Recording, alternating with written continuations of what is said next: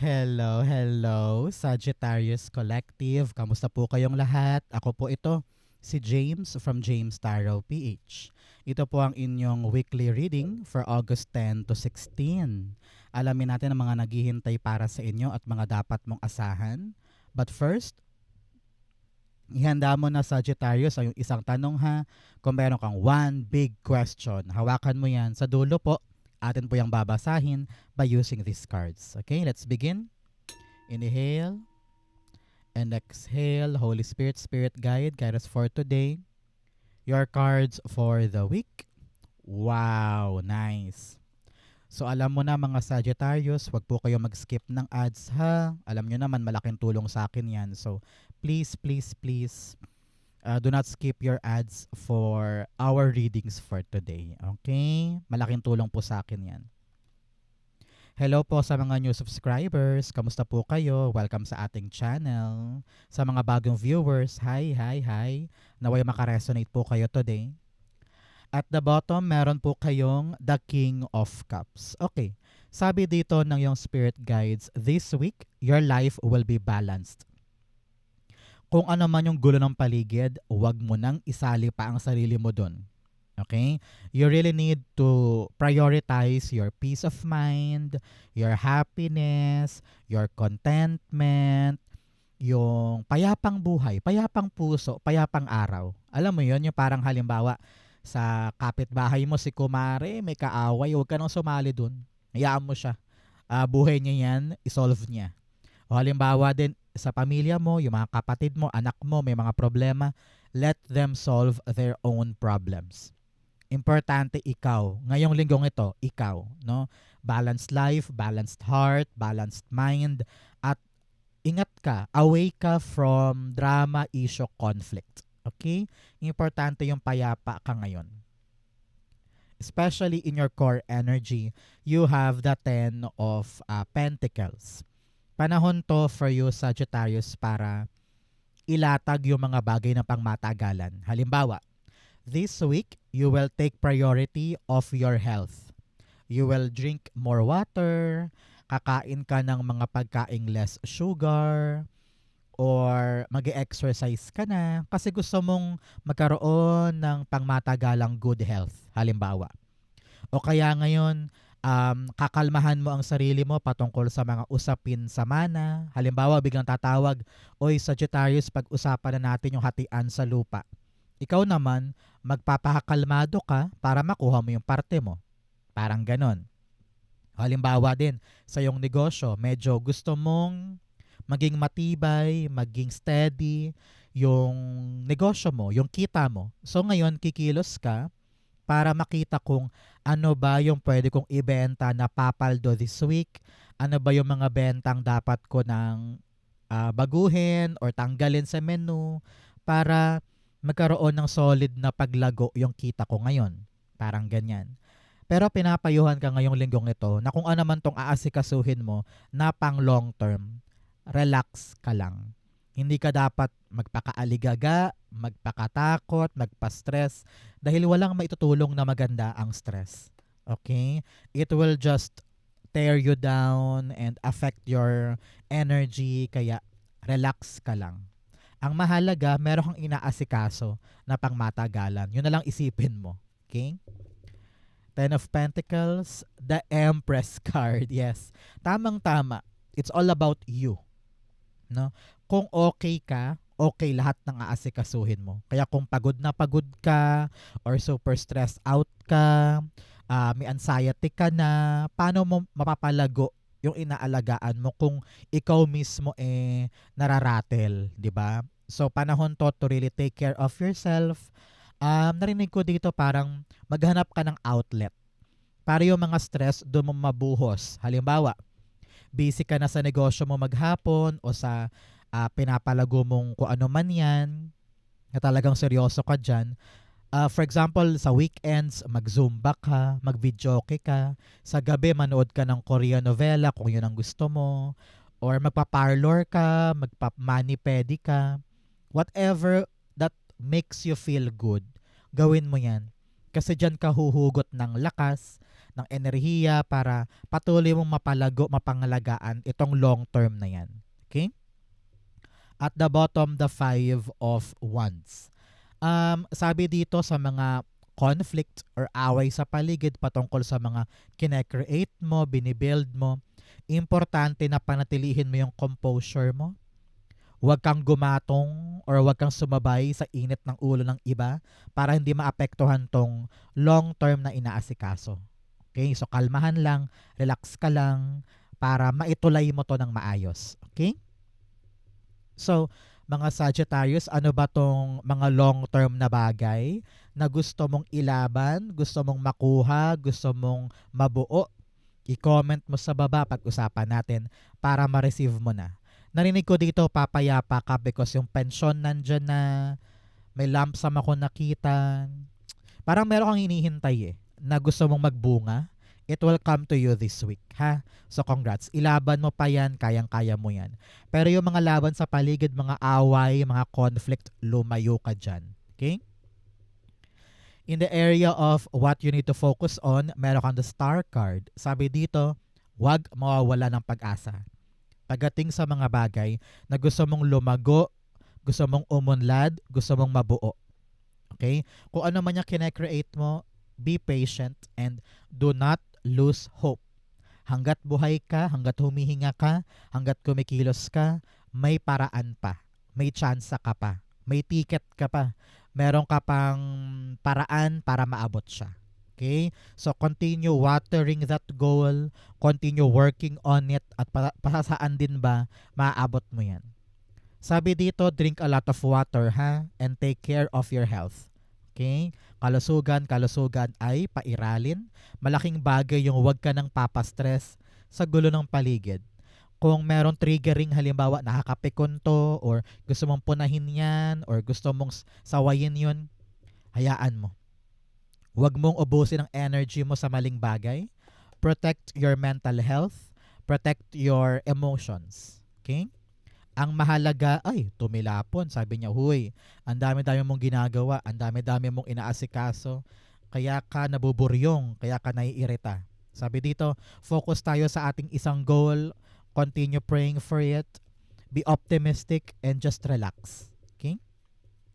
Star card, the Nine of Cups. Alam mo na, Sagittarius, kapag lumalabas to sa aking reading, ibig sabihin, panahon na for you to make a wish. So pumikit ka na ngayon, mag-wish ka na dyan. Nine of Cups with a star card. Uy, mag-focus ka daw sa goal mo kasi malapit mo na siyang maabot. Naku, napakagandang sabihin. Ang sarap-sarap sigurong malaman yan today na yes, you have what it takes. You have the great line patungo sa mga bagay na gusto mong abutin. At the bottom, the Moon card. Sabi dito, things will change. Pagdating sa hirap mo, pagod mo sa isang bagay, maaabot mo rin yan. Huwag kang papadala sa negativity, ha? Kung alam mong kaya mo, kung alam mong maabot mo, kung alam mong gusto mo yan, ipaglaban, sungkitin. Huwag kang papadala sa mga, ay di ko alam, ay hindi sure, ay hindi ako sigurado. No. If you really want this, pursue this. Okay? So, Sagittarius, ano pong ginagawa nyo today while watching this video? Ikaw ba naglalaban? Naliligo? Meron dyan, sabi sa akin, naliligo daw sila while listening to my reading. Or nagluluto, no? O kaya nasa biyahe ngayon, going to work or going home. Comment po kayo sa baba. In the area of what you need, meron kang the Ace of Cups. What you need is to really accept new things. Meron kang mga bagong gagawin ngayon na magpapaligaya sa'yo. Sabi ko nga, kailangan mo maghanap ng outlet or pagkakaabalahan para hindi ka masyadong maburyong sa gulo ng paligid. Narinig ko rin dito na tama na yung pagbabasa sa social media ng mga negang balita or mga nakakapikon na bagay. Ilayo mo sarili mo doon at mas punuin mo ang buhay mo ng mga magagandang bagay. Example, panonood ng mga comedy shows, or kung mahilig kang magganchilyo, pwede din, or mahilig kang, kung may pera ka, may budget ka, mag-shopping ng damit, sapatos, or mahilig ka mag-makeup, whatever that makes you feel good, doon ka mag-focus, ha. Importante ngayong linggong ito yung kaligayahan mo, yung enjoyment mo, yung habits mo, mga bonding time, ganyan. Importanteng masaya ang puso. Ace of Cups. O, tumilapon, the Knight of Swords. Yes, sabi dito, put more energy on what makes you happy. Example, bigla kang yayain ni kumare na, huy kumare, tara, kain tayo sa labas. O kaya kumare, tara sa may park, may bagong attraction doon, tingnan natin. So ikaw naman, sige, Gora, punta tayo. Para paminsan-minsan naman makalaya ka sa gulo ng paligid or sa gulo ng mundo mo. No? At the bottom, the end card. Sabi dito, kailangan talaga mag-transform ka na. No? Kung ano yung mga bagay na kanigahan, huwag ka dun mag-dwell. Huwag ka dun manatili. Kung ano yung pangit sa buhay mo, tapusin mo yun. Or kung ano yung toxic, ilayo mo sarili mo dun. Importante na yung energy natin, yung pera natin, yung oras natin, nilalaan natin sa magpapaligaya sa atin. Deserve mo yun. Hindi mo dapat ipaliwanag yan kung kani-kanino na balak kong mag-zumba sa bayan tapos sabi ng mga anak mo, bakit? Say mo, why not? It will make me happy. It will make my life worthwhile. It will transform my health. It will transform my mental health. So why not? 'Di ba? So kung ano man 'to magpapaligaya, so good. Deserve mo 'yan. Okay? In the area of what's affecting your current energy, meron kang the Three of Pentacles. Sabi dito, makipagtulungan ka para yung long term na yan mangyari. Halimbawa, panahon na para pag-usapan ninyong magkakapatid yung mana, yung lupang nakatenga, o yung bahay na ancestral house na gustong ipagawa. Pag-usapan para mabuo at magkaroon talaga ng katiwasayan at hindi ka na mag-worry pa. Okay? Kung ito man po ay trabaho related, sabi dito, the people around you in your workplace ay hindi kalaban. Sila ay katuwang para yung project or yung goal ninyo magawa at talagang pumaldo ka dyan. Para narinig ko dito, no man is an island, Sagittarius. You have to work with these people. Panahon din to para maging open ka. Share your ideas. Share your suggestions. At yung mga tamang tao, papakinggan ka. Yung mga tamang taong naniniwala sa'yo will guide you, assist you, support you para gawin to. Kaya hindi pwedeng ang hirap-hirap makisama, ang hirap-hirap makibagay. Kailangan mong pilitin ang iyong sarili. Kailangan mong ilabas ang puso mo, maging approachable ka. Yan, maging madali kang kausapin. Baka mamaya ikaw kasi mahirap ka rin kausapin. Baka masyado kang intimidating or masyado kang nakataas agad ang kilay. So, paano sila lalapit sa'yo? Paano nyo yan mabubuo? Paano yan magiging maganda ang outcome kung sarado ka? Diba? So, always be open to other people so that whatever you're trying to do ay mas ma-accomplish mo ng mabilis, madali, at successful. Okay? The Three of Pentacles, the Strength card. Strength card is silent bravery. No? Magpakatibay ka lang. Kung talagang wala kang choice, kailangan mo makisama sa kanila, tibayan mo loob mo.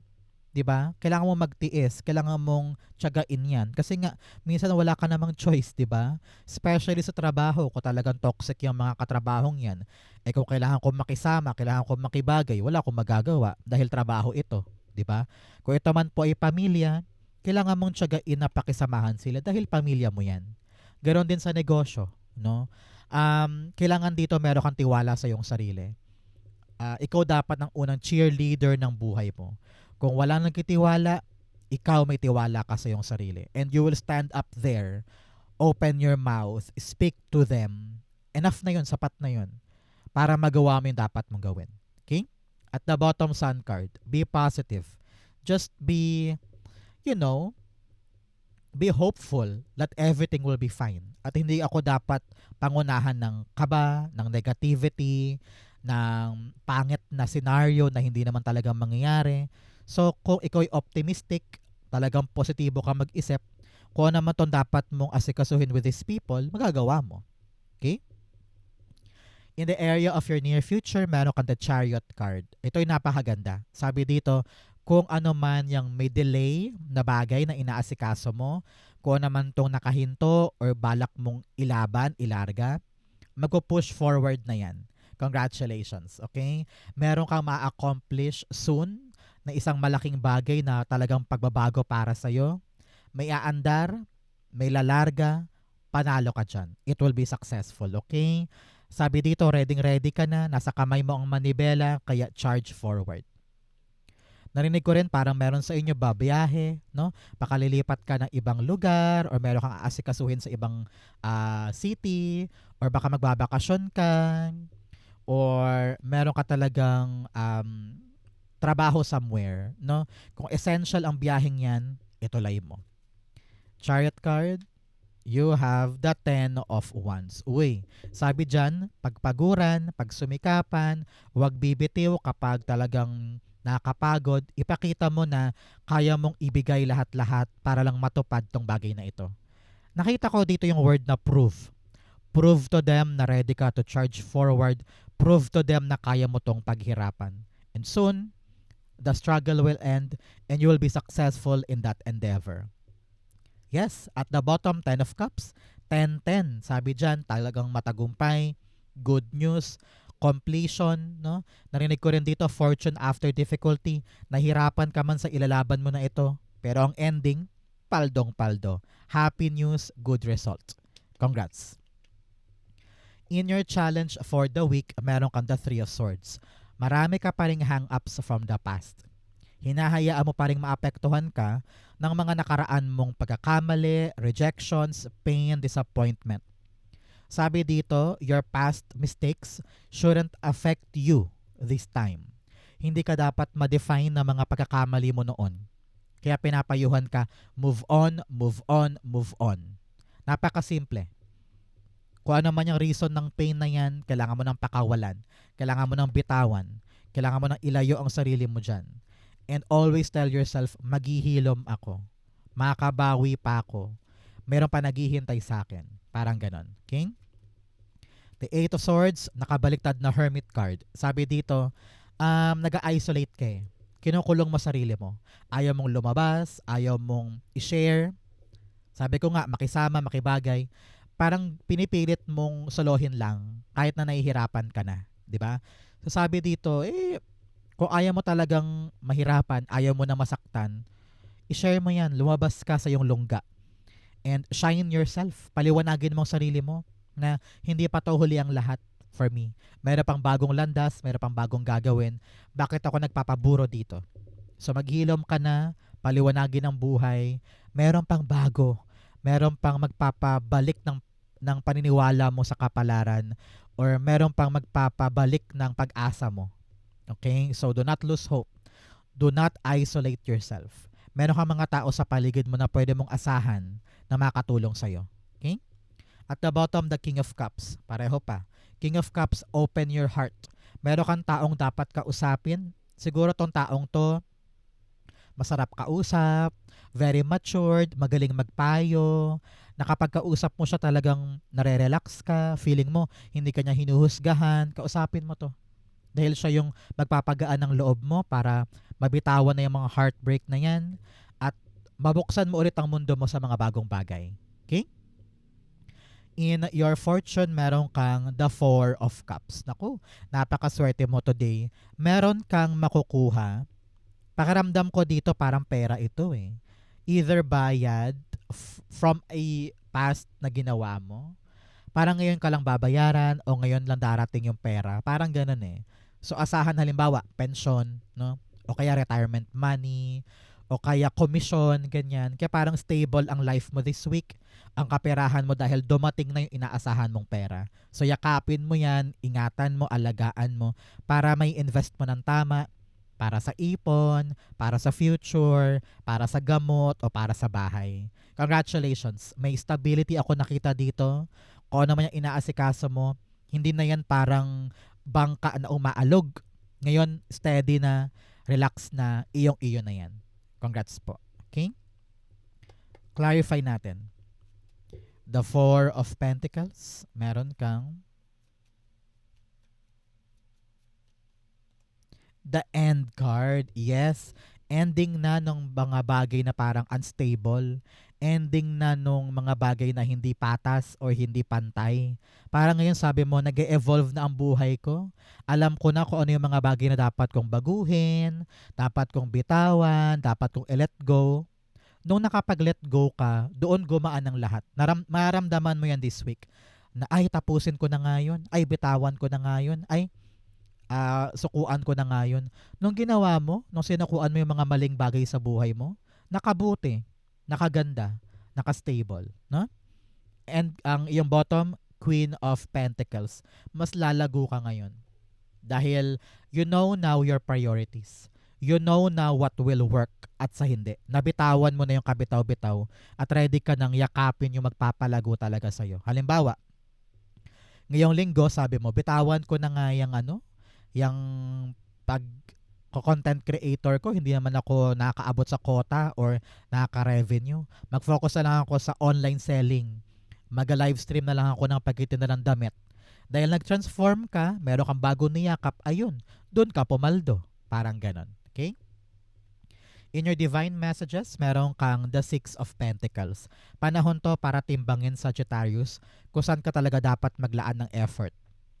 Meron ka daw mga pinag-e-effortan na mali. Halimbawa, nag-e-effort ka kakapahiram kay best friend ng pera. Pati damit mo, pinapahiram mo pa, pati sapatos, pati alahas or makeup. Pero kapag ikaw naman na may kailangan, ang hirap niya hanapin. So parang na-realize mo, huy, am I investing on this relationship na parang ako lang yung may pakialam pero siya hindi. So panahon na para putulin yan, balansehin. O halimbawa, ikaw ay nag-e-effort kaka-apply sa call center na yan, 2 months na pero wala pa rin nangyayari. So baka panahon na para maghanap ng bagong career or bagong pagkakaabalahan na swak sa'yo. It's all about you having this equal give and take. Kapag wala ka napapala sa isang bagay, putulin mo na yon at mag-focus ka sa kung saan gumagana. Okay? Six of Pentacles, you have...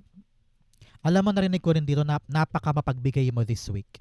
Ready ka to help, ready ka magpautang, ready kang mamigay, no? Ready kang makipaghati, parang ganon. For the lupa kanina or mana na pinag-usapan natin, para makukuha mo talaga yung deserve mong parte. No? Maramdaman mo naman na patas sila. Six of Pentacles, the Eight of Wands. Uy, that is the right direction. Kapag daw dumating na yung bayad, kapag na-realize mo na yung tama, kapag may dumapo na sa mga kamay mo, yan yung tatahakin mong landas next. Okay? At the bottom, the Five of Wands. Sabi dito ng yung spirit guides, merong mga bagay na karapat-dapat ipaglaban at may mga bagay na dapat ka nang isuko. Kung ano yung may isip mong dapat kong ipaglaban, tama yung direction na yun. At yung kasuko-suko, tama din yun. It's all about you cleansing. Cleansing your life, cleansing your energy, and cleansing your frequency. Congratulations. Okay? Outcome mo yan, bigyan mo na kita na fortune cards. You have lobster, financial pinch, magtipid sa pera. Okay, panahon to para gawin ng tama yung dapat na gawin pagdating sa kapirahan. Yung lumalabas, dapat bang bilhin yan o next time na lang. Yung mga ginagastosan, baka dapat nang i-check kung tama ba yung budget sa pagkain. Baka meron naman nabubulok lang sa rep, huwag nang bilhin, parang ganun. You have August o mga Sagittarius, ngayong August, meron kang dapat abangan para sa'yo. Meron magandang mangyayari. Pero para po sa iba na may connection ang buwan ng Agosto para sa iyo, halimbawa, birthday ng asawa, kapatid, anak, pamangkin, apo, or anniversary, ibig sabihin, this reading is for you. Okay? Another message, you have dog protection from a powerful friend. Sabi ko nga, meron ka talagang kaibigan na pwedeng kausapin na makatulong sa iyo, and then meron ka rin kaibigan na parang ilalayo sa iyo ni God dahil pinaprotectionan ka niya. Another message, basket, recognition, reward for merit.